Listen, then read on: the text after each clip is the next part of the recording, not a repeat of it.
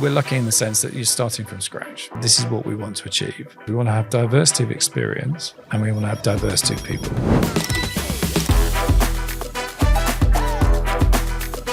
That's breaking a model though, right? Because it's hard. If you haven't got a culture because there's no one there, how do you display and attract the right people? It comes down to authenticity. People see through very clearly if it's a fake, if someone's talking about culture, it doesn't really exist. Putting things in that will help attract women. So changing the language and how am I going to attract different cultural groups? How am I going to position us so that we recruit fairly? We ended up with this team, it's 55% female. That type of representation is really important. We have a great belief in Uber is that not everyone's going to think the same way. Some that maybe are starting on this journey from scratch. For me, whether you're trying to drive cultural change or creating it, you've got to invest in it.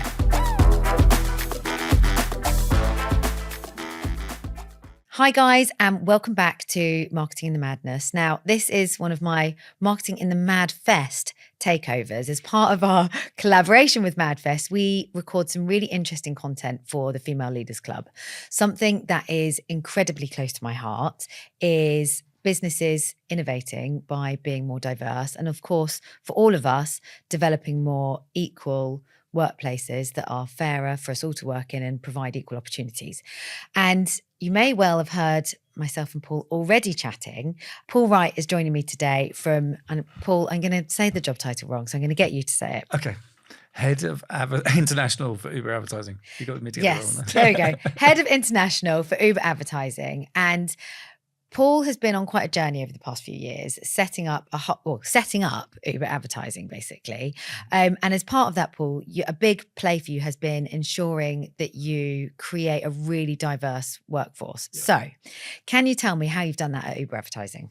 Yes. I mean, we're lucky in the sense that you're starting from scratch. And it was very much, so I talked to our recruitment team and said, this is what we want to achieve.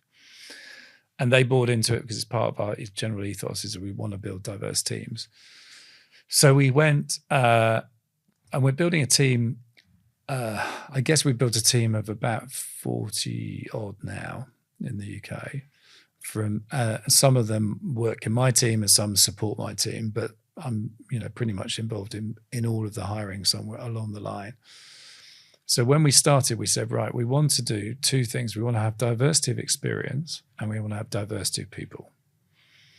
So when we got people applying, we made sure that we processed every single CV and we said, right, we want to make sure we get this right. And the interesting thing is, I don't think we actually forced ourselves to say we need to do X, Y, Z. It sort of came together because we'd set it out as a thing at the beginning. And we interviewed and we interviewed and we interviewed. I think I did 250 interviews in 1 year, something like that. Were you doing anything else? Well, I was generating revenue as well. Yeah, but I think it was really important because I think one is when you're building a new team, I think everybody wants to meet the person who's going to be the team lead, of course, so that's important.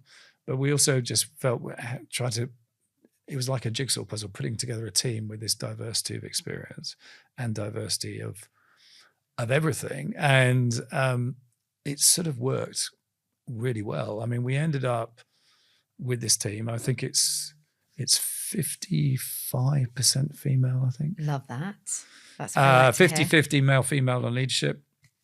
3 of my team are actually ERG, Employee Resource Member Group leads now. So one leads the Pride group, one leads the Immigrant group, and one co-leads the Asians at Uber group, which is also important to me because I wanted us to, I think when you're building a team into an existing company, you also want to make sure that it integrates into into the company as well, because everyone's going, what's this new team doing?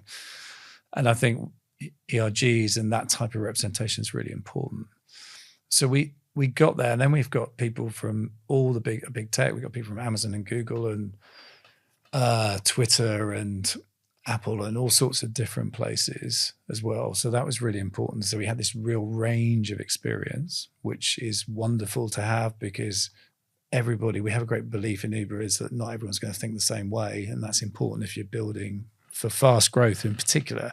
Can someone's from their own experience see a way through a problem that another person doesn't have the experience of? And we just keep promoting that.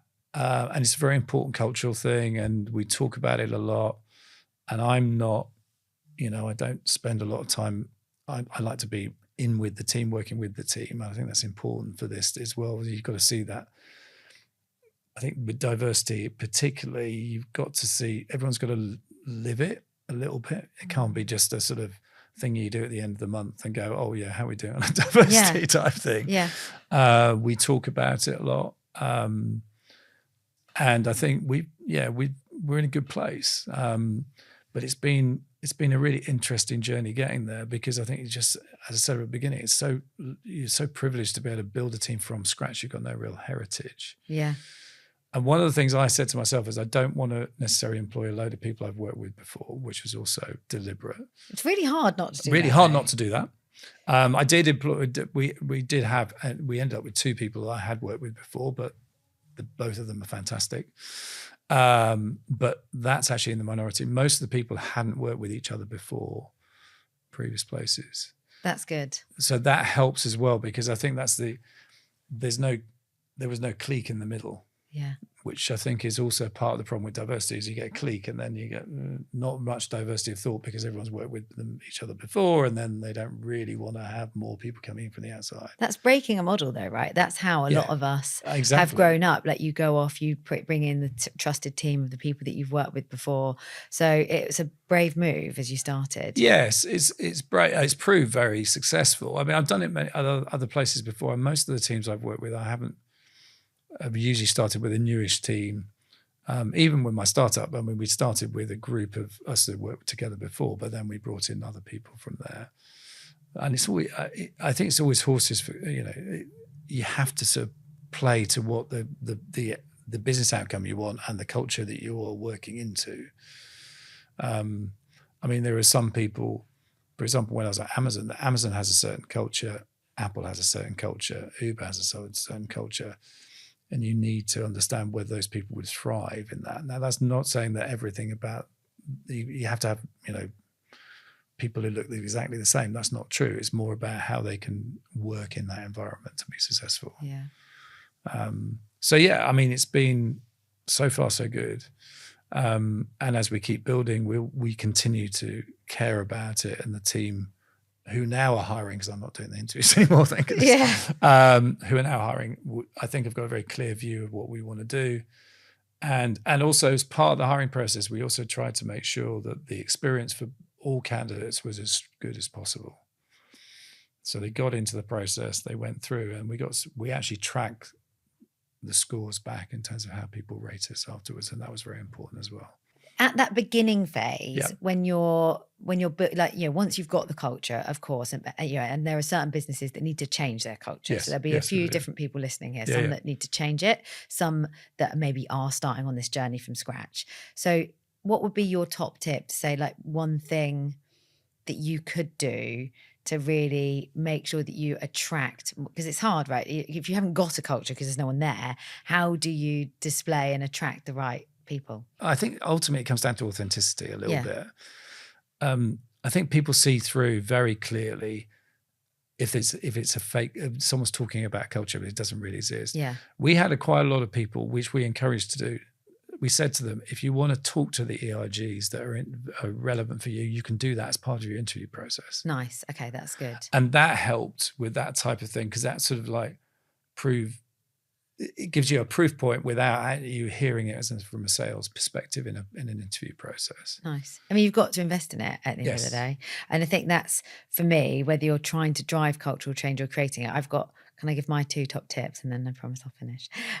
My two top tips. One that I was taught actually by a fantastic friend of mine, Fabrice Culler, who's been on the podcast before. He's at Boots now, but was at Selfridges at the time when he spoke to me about this, was about being really clear in your job ads and putting things in that will help attract women. Exactly. So changing the language and being really, researching that. How am I going to attract different cultural groups? How am I going to attract different, sexes? How am I going to position us so that we recruit fairly? And just little changes in language can help with that. Yes, absolutely. The second one is exactly like you say, is practicing what you preach.